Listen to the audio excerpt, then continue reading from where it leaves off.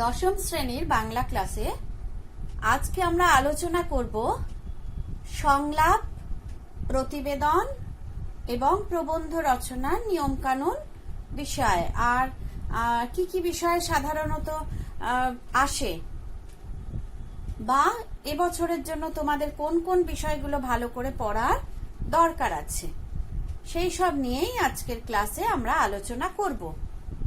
প্রথমে আসি সংলাপ রচনা। সংলাপ হচ্ছে কথোপকথনের আকারে রচিত যে রচনা, তাকেই বলা হয় সংলাপ। ইংরাজিতে তোমরা যাকে ডায়ালগ বলো, বাংলায় তাই হলো সংলাপ। সংলাপই হলো চরিত্রের, মানে যারা কথা বলছে তাদের যে সংলাপ, তাদের যে কথাবার্তা, সেই চরিত্রের নাটকীয় ক্রিয়া প্রতিক্রিয়া এবং ভাবাবেগের বাহন। মানে ওই সংলাপটাই হচ্ছে এখানে সেই চরিত্রগুলোকে ফুটিয়ে তুলবে। এর মধ্য দিয়ে চরিত্রের বিকাশ ও অগ্রগতি লক্ষ্য করা যায় ওই সংলাপের মধ্য দিয়ে, কথাবার্তার মধ্যে দিয়ে। তো একটা সংলাপ লিখতে গিয়ে কি কি জিনিস তোমরা মাথায় রাখবে সেগুলো দেখো। সংলাপ হবে প্রাণবন্ত, যার ফলে চরিত্রগুলি হয়ে উঠবে সজীব ও সাবলীল। হ্যাঁ, খুব সাবলীল ভাবে, সাধারণ ভাবে তোমরা যেভাবে বন্ধুদের মধ্যে কথাবার্তা বলো, বা কোনো গুরুজনের সঙ্গে কথাবার্তা বলো, বা শিক্ষক শিক্ষিকাদের সঙ্গে খুব সাধারণ ভাবে যে কথাবার্তাগুলো তোমরা যেভাবে বলো, যখন লিখবে তখনও কিন্তু সেভাবেই লিখবে। সংলাপ নানা ধরনের হতে পারে, দুই বন্ধুর মধ্যে হতে পারে, বা শিক্ষক শিক্ষিকা বা কোনো ছাত্র ছাত্রীর মধ্যে দেওয়া যেতে পারে, বা গুরুজনের সঙ্গে দেওয়া যেতে পারে। বেশিরভাগ ক্ষেত্রে দুই বন্ধুর মধ্যে সংলাপটাই কিন্তু সব থেকে বেশি আসে। এবার কি কি বিষয় আসে সেটা আমি পরে বলছি। তো সংলাপ লিখতে গেলে কি কি বিষয় মাথায় রাখতে হবে? প্রথম যেটা হলো, সংলাপ হবে প্রাণবন্ত, খুব সাবলীল। সংলাপ অবশ্যই চরিত্রের সঙ্গে মানানসই হবে। চরিত্রের বয়স, জীবিকা, সামাজিক অবস্থান, চরিত্রের বৈশিষ্ট্যের প্রতি লক্ষ্য রেখে সংলাপ রচনা করতে হবে। অর্থাৎ যেমন ধরো দুই ছাত্রের মধ্যে বা দুই বন্ধুর মধ্যে, তা তোমরা এখন সবাই যেরকম বয়সী, ধরো এই 14, 15, 16, হ্যাঁ, তাদের কথাবার্তা কিরকম হতে পারে, তাদের সামাজিক অবস্থানটা কি, এখন তারা এখন স্টুডেন্ট, ছাত্র বা ছাত্রী, তারা পড়াশোনা করছে, সেরকম কোন জীবিকার মধ্যে তারা প্রবেশ করেনি, তাহলে তাদের কথাবার্তাগুলো সেই ধরনের হবে। সংলাপ হবে যথাসম্ভব সংক্ষিপ্ত ও পরিমিত। তা কখনোই বক্তৃতাধর্মী বা সুদীর্ঘ হবে না। আবার তা কখনোই বিষয় থেকে সরে গিয়ে অবান্তর কথোপকথনেও পর্যবসিত হবে না। এই ব্যাপারটা কিন্তু খুবই খেয়াল রাখবে। সংলাপ হবে সংক্ষিপ্ত ও পরিমিত, মানে একজনের বক্তব্য বা কথা দীর্ঘ হবে না। একজনই বলে যাচ্ছে, আর একজন ছোট্ট করে একটা উত্তর দিল, তারপরে আবার আর একজন বলে যাচ্ছে, সেই রকম কিন্তু নয়। দুজনের কথাবার্তার মধ্যে সামঞ্জস্য থাকবে, আর একটা বক্তব্য খুব দীর্ঘ হবে না। সংলাপের ভাষা হবে সুস্পষ্ট, সুনির্দিষ্ট। মৌখিক ভাষার স্বাভাবিকতা ও গতিময়তা যাতে রক্ষিত হয় সেদিকে বিশেষ লক্ষ্য রাখতে হবে। প্রথমেই আমি তোমাদের যেটা বলছিলাম, ঠিক যেভাবে আমরা মৌখিক, অর্থাৎ মুখে যেভাবে আমরা কথা বলি সাধারণভাবে, ঠিক সেইভাবে কিন্তু সংলাপ লিখবে। আর যে বিষয়ে সংলাপ লিখছো সেই বিষয় থেকে সরে গিয়ে অন্য অবান্তর বিষয়ে কথাবার্তা সেখানে বলবে না। পূর্ববর্তী সংলাপের সঙ্গে পরবর্তী সংলাপের যোগসূত্র অবশ্যই রক্ষা করতে হবে। ধরো তুমি বললে, তোমার বন্ধু তার যা উত্তর দিচ্ছে, তোমার বলার সঙ্গে তার বলার কিন্তু একটা যোগসূত্র থাকবে। সে একটা অবান্তর, একটা অপ্রাসঙ্গিক একটা কথা বললো, তাহলে কিন্তু হবে না। সংলাপ হবে নাট্যগতি সম্পন্ন, কৌতূহল সৃষ্টির অনুকূল। অর্থাৎ যে পড়ছে তার মনে হবে একটা সুন্দর গতি থাকবে সেই সংলাপে, আর মনে হবে কৌতূহল সৃষ্টি হবে, বা কি বলছে দেখি তো। যা প্রয়োজন অনুসারে সংলাপে প্রবাদ, প্রবচন, বাগধারা, বিশিষ্টার্থক শব্দ ব্যবহার করা যেতে পারে। বিশিষ্ট শব্দ প্রয়োগ, বাগধারা, যে প্রবাদ প্রবচন আছে বাংলাতে, আমরা বিভিন্ন কথা বলার সময় ব্যবহার করি, সেই রকমগুলো কিন্তু ব্যবহার করা যেতে পারে। যেমন ধরো জলে কুমির ডাঙায় বাঘ। ব্যবহার যে করতেই হবে প্রবাদ প্রবচন বাগধারা তা কিন্তু নয়। আচ্ছা, সংলাপ রচনার ক্ষেত্রে কথোপকথনের বিষয়টি যাতে সুপরিকল্পিতভাবে এগিয়ে যায় এবং একটি যথাযথ পরিণতি লাভ করে সে সম্পর্কে লক্ষ্য রাখা প্রয়োজন। ঠিকই তো, সংলাপ যখন তোমরা শেষ করবে সে যেন একটা সুপরিণতির দিকে গিয়ে শেষ হয়। কাল্পনিক সংলাপ রচনায় চরিত্রগুলির আচরণগত নির্দেশ ও মঞ্চসজ্জার নির্দেশের কোনো প্রয়োজন হয় না। পরীক্ষার আর তোমাদের যে সংলাপ লিখতে দেওয়া হয় সেটাতে বলা হয় কম বেশি 150 শব্দ। তো 150 শব্দ থেকে যদি একটু কম হয়ে যায় বা একটু বেশি হয়ে যায় তাতে কিন্তু কোনো অসুবিধে হয় না। কিন্তু একেবারে 2-3টে বাক্য লিখে ছেড়ে দিলে বা একেবারে 20টা 25টা 30টা লিখেই চলেছ সেরকমও করবে না। তোমাদের এখানে একটা সংলাপ রচনার দৃষ্টান্ত পড়িয়ে আমি বলে দিচ্ছি। এখানে কি আছে বিষয়টা, জীবনে শিষ্টাচার আর সৌজন্যবোধের প্রয়োজনীয়তা নিয়ে 2 ছাত্রের সংলাপ, অর্থাৎ জীবনের শিষ্টাচার আর সৌজন্যবোধের প্রয়োজনীয়তা নিয়ে 2 ছাত্রের মধ্যে সংলাপ রচনা করো। ধরো এটা তোমাকে পরীক্ষায় দেওয়া হয়েছে, তখন কিন্তু এই নামটা তুমি দেবে প্রথমে, তারপরে 2 জন ছাত্র তখন খুব মার্জিত 2টো নাম ঠিক করবে। হ্যাঁ, এখানে যেমন আছে সংগ্রাম ও অরিজিৎ। হ্যাঁ, যদি যে কোনো নামই তুমি দিতে পারো। কি বলছে দেখো, মানুষ কত দ্রুত পাল্টে যাচ্ছে। সেদিন বাসে এক ভদ্রলোক দুঃখ করছিলেন যে তিনি অসুস্থ বোধ করলেও কেউ তাকে একটু বসতেও দেয়নি। এই দিয়ে শুরু হলো, কিরে কেমন আছিস, কোথায় যাচ্ছিস, অনেকদিন দেখা হয়নি, এই সব কিন্তু বেশি কথা বলতে যাবে না। দেখো কি সুন্দর বিষয়ের মধ্যে কিভাবে প্রবেশ করছে। তারপরে অরিজিৎ কি উত্তর দিল দেখো, সত্যি শিষ্টাচার, সৌজন্যবোধ, মানবিকতা এ সবই যেন এখন অভিধানের কয়েকটা শব্দ মাত্র। অভিধান ডিকশনারি। ছোট ছোট ছেলে মেয়েগুলো কেমন অবাধ্য আর অভব্য হয়ে উঠেছে। দেখো, শিষ্টাচার আর সৌজন্যবোধ কিন্তু এখানে বিষয়ে চলে এলো। তারপরে আবার প্রথমজন অর্থাৎ সংগ্রাম উত্তর দিচ্ছে, হ্যাঁ এই তো সেদিন খেলার মাঠে একটা গোল হওয়া নিয়ে 2টো দলের সমর্থকদের মধ্যে কি ধুন্ধুমার কাণ্ড আর অকথ্য গালিগালাজটাই না হলো।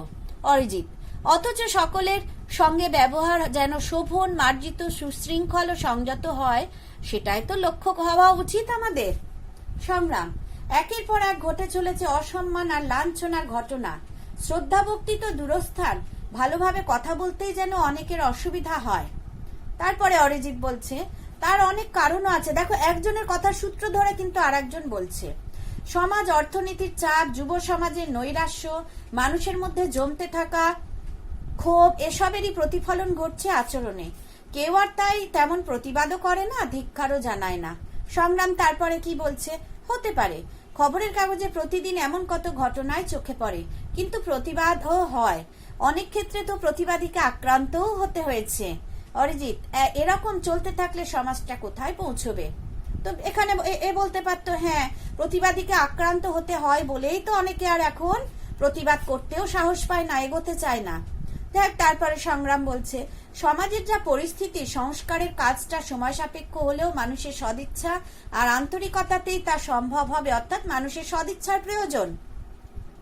শিষ্টাচার আর সৌজন্যবোধ, পারস্পরিক প্রীতিভাব মানে ভালোবাসার ভাব আর সম্মান প্রদর্শনই হবে সভ্যতা আর সংস্কৃতি রক্ষা করার পথ। মানে এসব বজায় রাখলেই একটা সভ্যতা, একটা সংস্কৃতি রক্ষা পাবে। অরিজিৎ কি বলছে দেখো, ঠিক কথা, আগামী প্রজন্ম যাতে একটা সুন্দর সুস্থ সমাজ খুঁজে পায় তার জন্য আমাদের সবাইকে দায়িত্ব নিতে হবে। দেখো, ওর কথাকে কিন্তু এ মান্যতা দিয়ে একটা সিদ্ধান্তে এলো, এইভাবে শেষ করলো। শুরু থেকে শেষটা তাহলে খেয়াল করলে। তেমনি মোবাইলের ভালো মন্দ, এবার দেখো আরো কি কি আসতে পারে। মোবাইলের ভালো মন্দ নিয়ে 2 বন্ধুর সংলাপ, পথ নিরাপত্তা বিষয়ে সংলাপ 2 বন্ধুর মধ্যে, মাতৃভাষার প্রয়োজনীয়তা বিষয়ে 2 বন্ধুর মধ্যে হতে পারে, ছাত্র শিক্ষকের মধ্যেও হতে পারে সংলাপ। তারপরে ছাত্র জীবনে খেলাধুলার প্রয়োজনীয়তা বা অবসরের প্রয়োজনীয়তা বা শিক্ষামূলক ভ্রমণ নিয়ে 2 বন্ধুর বা 2 ছাত্রের বা একজন শিক্ষক একজন ছাত্রের সংলাপ। তারপরে দেখো পরীক্ষার প্রস্তুতির বিষয়ে, মানে দুই বন্ধুর পরীক্ষার প্রস্তুতি কেমন হয়েছে সেই নিয়ে দুজনের মধ্যে কথাবার্তা, এই নানান ধরনের সংলাপ হতে পারে। যেমন মোবাইল আমি যেটা বললাম, সেটা দেখো মোবাইলের ভালো মন্দ নিয়ে একজন ধরো ভালো দিকটা বলছে আর একজন মন্দ দিকটা বলছে, তারপরে শেষে যে মোবাইল আমাদের কত কাজে লাগে, হ্যাঁ অনেক খবরাখবর পায়। এখন তো আমাদের এই করোনা পরিস্থিতিতে মোবাইলের মাধ্যমে পড়াশোনাও চলছে, হ্যাঁ। তারপরে আর একজনের বক্তব্য, সে বিপক্ষগুলো বললো মোবাইল আমাদের কি কি ক্ষতি করে, যে আজকাল যুব সমাজ একেবারেই তারা মানে উচ্ছন্নে যাচ্ছে, সে এই ধরনের কথাবার্তা বললো। তারপরে শেষে গিয়ে দুজনে একটা মতে এলো যে হ্যাঁ ভালোও আছে মোবাইলের, মন্দও আছে, হ্যাঁ আমাদের উচিত, একজন এই বলে শেষ করবে, আমাদের উচিত ভালোটাকে গ্রহণ করা, মন্দটাকে গ্রহণ না করা। এইভাবে একটা সুন্দর সংলাপ লেখা যেতে পারে। তাহলে সংলাপ ব্যাপারটা তোমরা বুঝতে পারলে কিভাবে লিখতে হয় এবং কি কি বিষয়ে আসতে পারে, সেগুলো তোমাদের মোটামুটি একটা ধারণা নিশ্চয় তোমরা করতে পারলে। এবার আসি আমরা প্রতিবেদন রচনা বিষয়ে। প্রতিবেদন শব্দের অর্থ হলো বিবরণী বা রিপোর্ট। ইংরেজিতে তোমরা রিপোর্ট রাইটিং করো, বাংলায় সেরকম প্রতিবেদন রচনা। সাধারণত সংবাদপত্রে খবর রূপে প্রকাশের উদ্দেশ্যে কোনো বিষয়কে যেভাবে উপস্থাপন করা হয় বা তুলে ধরা হয় তাকেই প্রতিবেদন বলা হয়ে থাকে। সংবাদপত্রে প্রকাশিত হয় প্রতিবেদন। যিনি এই প্রতিবেদন রচনা করেন তাকে বলা হয় প্রতিবেদক। তবে সংবাদপত্রে প্রকাশের উদ্দেশ্য ছাড়াও অন্যান্য কারণেও প্রতিবেদন রচিত হতে পারে। কেন? যেমন ধরো কোনো প্রতিষ্ঠানের বা সংগঠনের বিভিন্ন কাজের বিবরণ দিয়ে প্রতিবেদন হয়, সভায় পাঠ করা হয়। আবার নানা ধরনের হতে পারে, যেমন রাজনৈতিক, পরিবেশমূলক, খেলাধুলা বিষয়ক, হ্যাঁ অনুসন্ধানমূলক, শিল্প সংস্কৃতি বিষয়ক প্রভৃতি। যাই হোক, সংবাদ ভিত্তিক সাধারণ প্রতিবেদন, সম্পাদকীয় প্রতিবেদন এইভাবেও ভাগ করা যেতে পারে। তোমাদের এই সংবাদ ভিত্তিক প্রতিবেদন বা সম্পাদকীয় প্রতিবেদন এই ধরনের গুলোই আসে। প্রতিবেদন লেখার সময় কি কি ব্যাপারগুলো মাথায় রাখবে সেগুলো দেখো। প্রতিবেদনের ভাষা হবে সহজ সরল, প্রতিটা ক্ষেত্রেই এটা মাথায় রাখতে হবে। প্রতিবেদন হবে কোনো বিষয় বা ঘটনার যথাযথ বিবরণ। রচনাকে আকর্ষণীয় করে তুলতে কল্পনাকে প্রশ্রয় দেওয়া চলবে না, কল্পনার আশ্রয় নিলে চলবে না। সত্য ঘটনা যা তাই কিন্তু বিবরণ তোমাকে দিতে হবে প্রতিবেদনে। সত্য ঘটনাকে বিকৃত করা যাবে না। প্রতিবেদনে কোনো ব্যক্তির বক্তব্য ব্যবহার করতে পারো। আর নিরপেক্ষ হতে হবে, তোমাকে নিরপেক্ষ সংবাদ পরিবেশন করতে হবে। আর কিছু তুমি বললে প্রতিবেদনের মধ্যে দিয়ে ঘটনাটার কিছু বললে, আর প্রতিবেদন পাঠ করে পাঠকের মনে প্রশ্ন থেকে গেল, আচ্ছা ঘটনাটা কোথায় ঘটেছে সেটা তো বলা হয়নি। এই ব্যাপারটা থাকলে হবে না। ছোট বক্তব্যের মধ্যে পুরো বিষয়টাকে কিন্তু তোমাকে, সামগ্রিক ঘটনাটাকে তুলে ধরতে হবে।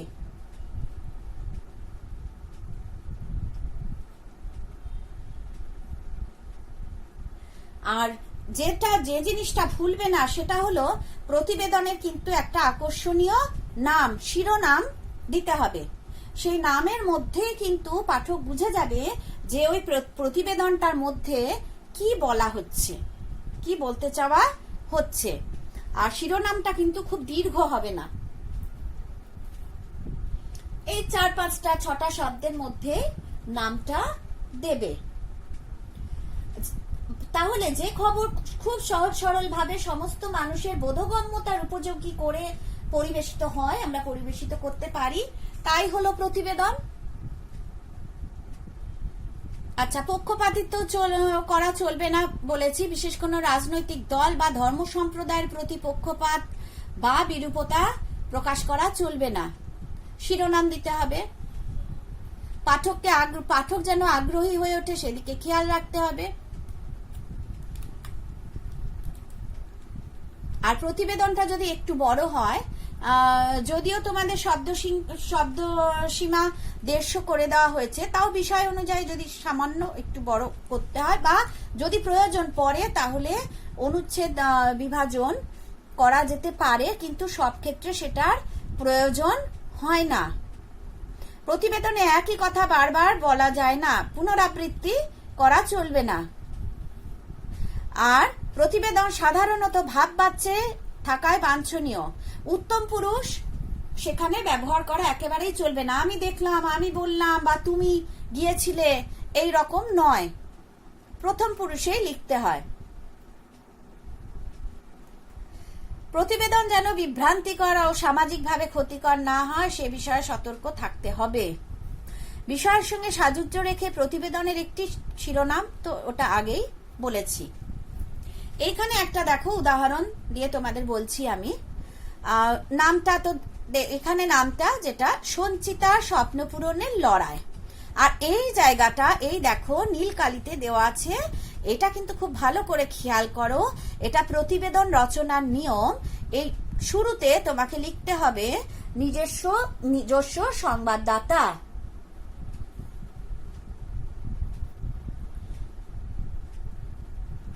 বা বিশেষ সংবাদদাতা। এখানে তুমি বিশেষ সংবাদদাতা লিখতে পারো বা নিজস্ব সংবাদদাতা লিখতে পারো বা নিজস্ব প্রতিনিধি লিখতে পারো, তারপরে কমা দেবে আর স্থান দিতে হয়। ধরো তুমি এখানকার কোনো একটা ঘটনা লিখছো, তোমার এই জায়গার, তুমি যে জায়গা থেকে যে জায়গার ঘটনার বিবরণ, সেই জায়গার নাম দিতে হবে আর একটা তারিখ দিতে হবে। হ্যাঁ, যে তারিখে ঘটনা, আর একটা কোলন দিতে হবে। তারপরে তুমি তোমার বক্তব্য শুরু করবে।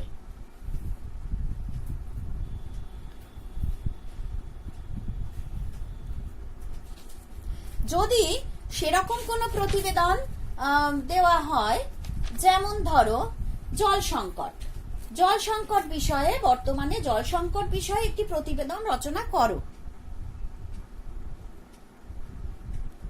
হ্যাঁ, সেখানে যেদিন প্রকাশিত হবে তুমি সেই দিনের তারিখটা দিলে, বা যেদিন লিখছো সেই দিনের তারিখটা দিলে। এমনি কোনো ঘটনার বিবরণও যদি হয় সেটাও সেইভাবে দেবে। বিভিন্ন ধরনেরই প্রতিবেদন তোমাদের আসতে পারে, সেগুলো পরে বলছি। আগে এখানে যেটি দেওয়া আছে দেখো, এইভাবে শুরু হলো, কোলনের পর তুমি বক্তব্য শুরু করছো। মাধ্যমিক পরীক্ষার প্রথম দিনে প্রশ্নপত্র হাতে পেয়েই চোখ ভিজে গিয়েছিল সঞ্চিতার। রচনা লিখতে দেওয়া হয়েছিল সমাজ জীবনে মেলার প্রয়োজনীয়তা। তাহলে শিরোনামটা কি আছে এখানে? সঞ্চিতার স্বপ্ন পূরণের লড়াই। এবার ব্যাপারটা কি করে এগোলো দেখো। ময়নাগুড়ি ব্লকের চাটুয়া বনবস্তির বাসিন্দা টেপরা ওরাও গত শুক্রবার গরুমারা জাতীয় উদ্যানে একটি হাতির হানায় মারা গিয়েছেন। সঞ্চিতা তাঁরই মেয়ে, ময়নাগুড়ি ব্লকের ভবানী উচ্চতর মাধ্যমিক বিদ্যালয়ের ছাত্রী। ওর বাড়ির লোকেরা জানান, বাবার মৃত্যুর খবরে পরীক্ষায় না বসার কথাই সঞ্চিতা বলেছিল। অনেক বুঝিয়ে তাকে রাজি করানো হয়েছে। প্রথম দিনের পরীক্ষা শেষে বাবার কথা খুব মনে পড়েছিল সঞ্চিতার। বাবা বলেছিলেন পরীক্ষা হয়ে গেলেই তাকে নিয়ে যাবেন জলপেশের মেলায় আর যাওয়া হয়নি। মাথা নিচু করে মেয়েটি বলল, মনে হচ্ছিল ওটা যেন বাবাই লিখতে দিয়েছেন। বাবার ইচ্ছাকে মর্যাদা দিতেই পরীক্ষায় বসেছে সঞ্চিতা, মনকে প্রবোধ দিয়েছে। বিদ্যালয়ের প্রধান শিক্ষিকা জানান, সঞ্চিতা বরাবরই লেখাপড়ায় ভালো। পরিবারের এত বড় ক্ষতির মধ্যেও ওর এই সিদ্ধান্ত আমাদের গর্বিত করেছে। উচ্চ মাধ্যমিকে বিজ্ঞান নিয়ে পড়তে চায় সঞ্চিতা। তার উচ্চশিক্ষার স্বপ্ন পূরণে সে পাশে পেয়েছে তার প্রিয় বিদ্যালয়টিকে। দেখলে কিভাবে এগোলো, কিভাবে শেষ করা হলো। এই রকম ভাবে ধরো প্লাস্টিক বর্জন বিষয়ে একটি প্রতিবেদন লেখো। হ্যাঁ, প্লাস্টিক তো আমাদের কত ক্ষতি করে জানো তোমরা।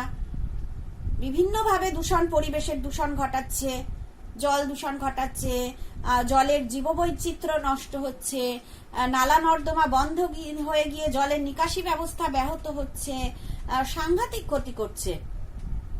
সেটা একটা সামগ্রিক একটা লিখলে। তারপরে ধরো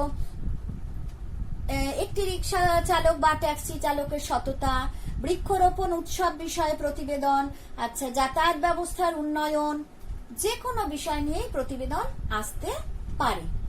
তো এইভাবে তোমরা লিখবে।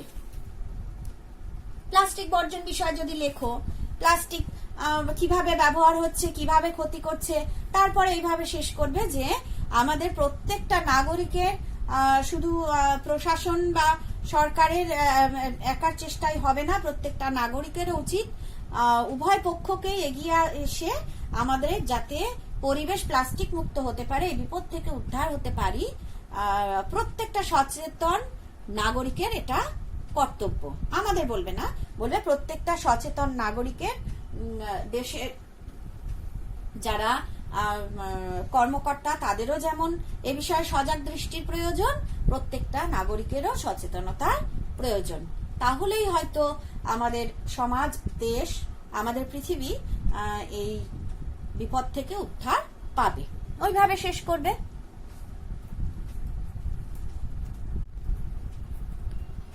এবারে আসি আমরা প্রবন্ধ রচনা। প্রবন্ধ কি? প্রবন্ধ হলো প্রকৃষ্ট রূপে বন্ধন, অর্থাৎ খুব সুসংহতভাবে কোনো বিষয় নিয়ে একটা আলোচনা। প্রবন্ধ মূলত দু ধরনের হতে পারে, বস্তুনিষ্ঠ প্রবন্ধ আর আত্মগত বা ভাবনিষ্ঠ প্রবন্ধ। এই যেমন ধরো বিজ্ঞানের উন্নতি, এখানে যেমন বলেছে প্রযুক্তি বিজ্ঞান ও আমরা, গ্রন্থাগারের উপযোগিতা, এইগুলোকে বস্তুনিষ্ঠ প্রবন্ধের মধ্যে ফেলা যায়। আর আত্মগত বা ভাবনিষ্ঠ প্রবন্ধ যেমন দেখো একটি স্মরণীয় অভিজ্ঞতা, একটি নদীর আত্মকথা, বা ধরো তোমার একটি ভ্রমণের অভিজ্ঞতা, একটি শীতের সকাল, এই ধরনের গুলোকে এই ভাবনিষ্ঠ প্রবন্ধের মধ্যে ফেলা যেতে পারে। প্রবন্ধ লেখার সময় যে বিষয়গুলো মাথায় রাখবে সেগুলো হলো, যে বিষয়ের উপর প্রবন্ধ লিখবে সেটি সম্পর্কে আগে থেকে একটা স্পষ্ট ধারণা করে নেবে। প্রবন্ধেরও কিন্তু নামটা তোমরা অনেক সময় দেখেছি পরীক্ষার খাতায়, কি বিষয়ে প্রবন্ধ লিখছো ওপরে কিন্তু সেই ব্যাপারটা নামটা লিখছো না, সেটা কিন্তু অবশ্যই লিখবে। প্রবন্ধের ভাষা হবে সহজ সাবলীল। প্রবন্ধকে মূল তিনটে ভাগে ভাগ করতে পারো, ভূমিকা, মূল বিষয় ও উপসংহার। মূল বিষয়টাকে আবার তুমি দুটো তিনটে চারটে পয়েন্টে ভাগ করতে পারো। তবে এই যে একটি ভ্রমণের অভিজ্ঞতা বা তোমার জীবনের বিদ্যালয় জীবনের স্মরণীয় অভিজ্ঞতা বা একটি নদীর আত্মকথা বা শীতের সকাল, এই ধরনের প্রবন্ধগুলো রচনার ক্ষেত্রে কিন্তু পয়েন্ট ভাগ না করলেও চলে। কিন্তু ধরো বিজ্ঞান ও কুসংস্কার, একটি গাছ একটি প্রাণ,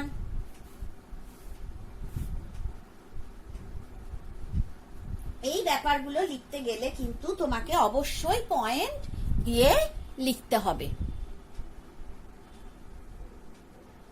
পয়েন্ট অর্থাৎ ওই সংকেত, অনেক সময় সংকেত দেওয়া থাকে, আজকাল বেশিরভাগ ক্ষেত্রে সংকেত দেওয়া থাকে না। যদি সংকেত দেওয়া থাকে তাহলে সেই সংকেতগুলো অবশ্যই অনুসরণ করতে হয়।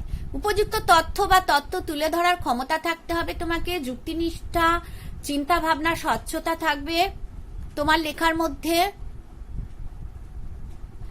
আর আত্মগত রচনা হবে নিজের অভিজ্ঞতা নির্ভর, তাতে লেখাটি কিন্তু প্রাণবন্ত হতে হবে। বানান খেয়াল রাখবে, বাক্য গঠন, তারপরে বিরাম চিহ্নের ব্যবহার ইত্যাদি বিষয়ে যথেষ্ট সচেতন থাকবে। ছোট ছোট এবং নির্ভুল বাক্যে নিজের বক্তব্যকে উপস্থাপিত করবে। দীর্ঘ বাক্য লিখতে গেলে কিন্তু ভুল হওয়ার সম্ভাবনা বেশি থাকে। প্রবন্ধে প্রয়োজন অনুসারে সংক্ষিপ্ত প্রাসঙ্গিক উদ্ধৃতি ব্যবহার করা যেতে পারে। আর যদি তুমি উদ্ধৃতিটি কিন্তু বানান ভুল হলে চলবে না। কারুর ধরো উদ্ধৃতি কেউ বলেছেন কোনো কবি, হ্যাঁ, বা কোনো বিশেষ বইতে সেইটা কিন্তু সেইভাবেই তোমাকে উদ্ধৃত করতে হবে। সেক্ষেত্রে তা যদি না পারো তাহলে নিজের ভাষায় বক্তব্যকে লিখবে। আর তোমাদের যে পশ্চিমবঙ্গ মধ্যশিক্ষা পর্ষদের নির্দেশ, তাতে শব্দসীমা শব্দ সংখ্যা কম বেশি 400টা বলা থাকে। একটু কম হলে ক্ষতি নেই, একটু বেশি হলে ক্ষতি নেই। এই হলো প্রবন্ধ লেখার নিয়ম। তোমাদের এখানে যে প্রবন্ধ রচনার দৃষ্টান্ত প্রথমে যেটা দেওয়া আছে দেখো, বিজ্ঞান ও পরিবেশ বিষয়ক, তার মধ্যে একটি গাছ অনেক প্রাণ। প্রথমে একটা ভূমিকা করতে হয়। গাছ কিভাবে আদি যুগ, ভূমিকায় কি লিখবে, গাছ কিভাবে আদি যুগ থেকে মানুষের জীবনে পৃথিবীর সঙ্গে জড়িয়ে আছে। হ্যাঁ, এইখানে একটা দেখো উদ্ধৃতি দেওয়া আছে, অন্ধ ভূমিগর্ভ হতে শুনেছিলে সূর্যের আহ্বান, প্রাণের প্রথম জাগরণে তুমি বৃক্ষ আদি প্রাণ, ঊর্ধ্ব শীর্ষে উচ্চারিলে আলোকের প্রথম বন্দনা। এবার এইখানে কিন্তু সুপ্রযুক্ত হবে, প্রাসঙ্গিক যে কোনো উদ্ধৃতি তুমি দিতে পারো। আর যদি তোমার উদ্ধৃতি মনে পড়ছে না, ভুলে গেছো, সেক্ষেত্রে উদ্ধৃতি যে তোমাকে দিতেই হবে তার কিন্তু মানে নেই। তুমি সুন্দর নিজের ভাষায় একটা ভূমিকা করো, তাহলেও হবে।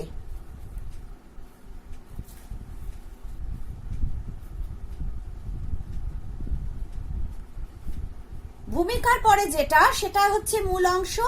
মূল অংশকে আবার কটা ভাগে ভাগ করতে পারো। এখানে যেমন পয়েন্টগুলো দেখো, সভ্যতার ধাত্রী, মানে বৃক্ষই তো সভ্যতাকে ধারণ করে থাকে।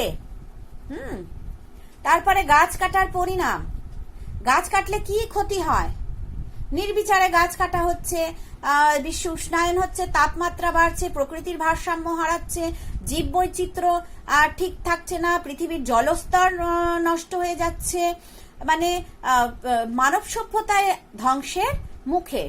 তারপরে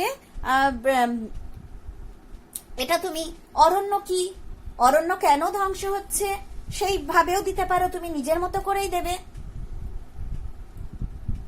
এইবার অরণ্য কিভাবে বাঁচানো যায়, এখানে দিচ্ছে বৃক্ষরোপণের উদ্যোগ।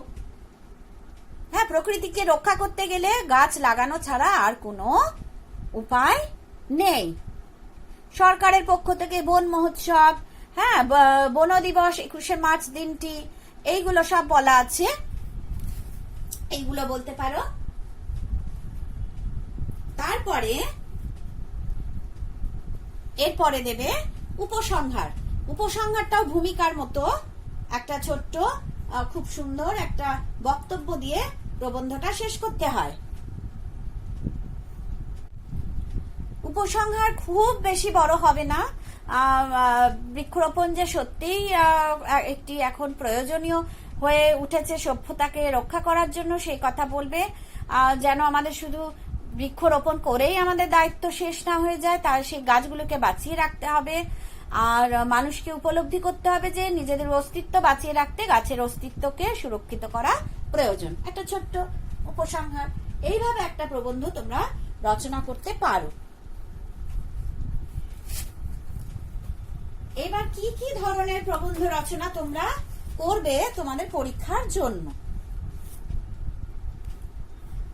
2020-তে এসে গেছে, বিজ্ঞানের ভালো মন্দ এসে গেছে, কিন্তু বিজ্ঞান বিষয়ক একটা আসতেই পারে। সেক্ষেত্রে এবারে তোমরা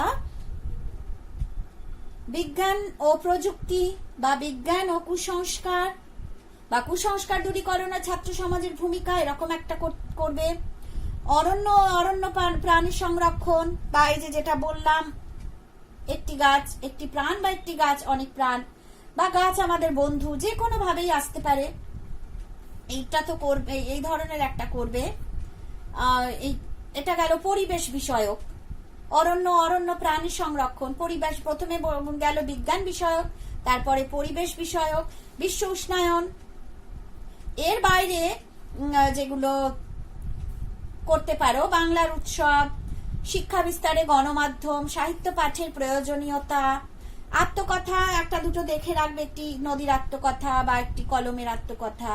তারপরে ছাত্রদের দায়িত্ব কর্তব্য, সৌজন্য, শিষ্টাচার। আর সাম্প্রতিক কিছু ঘটনা সেটা তোমাদের আজকে যে তিনটে বিষয় আমি বললাম, সংলাপ, প্রতিবেদন এবং প্রবন্ধ রচনা, সে তিনটে ক্ষেত্রেই কিন্তু সাম্প্রতিক ঘটনা বা বিষয় তোমরা কিন্তু একটু মাথায় রাখবে। যেমন মাঝখানে আমাদের ঘটে গিয়েছে চরম দুর্যোগ আমফান, সেটা বিষয়ে একটু তোমরা কিছু কিছু তথ্য জেনে রাখবে।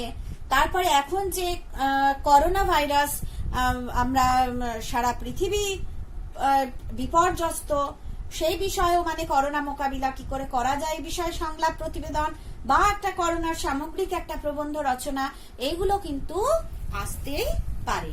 এইগুলো তোমরা অভ্যাস করবে, বাড়িতে বারবার অভ্যাস করবে। এগুলো কিন্তু কোনো কঠিন কোনো বিষয়ই নয়, খুবই ইন্টারেস্টিং এই বিষয়গুলো। তোমরা লিখবে, দেখবে ভালো লাগবে। তাহলে আজকে আমাদের পাঠ এখানে শেষ।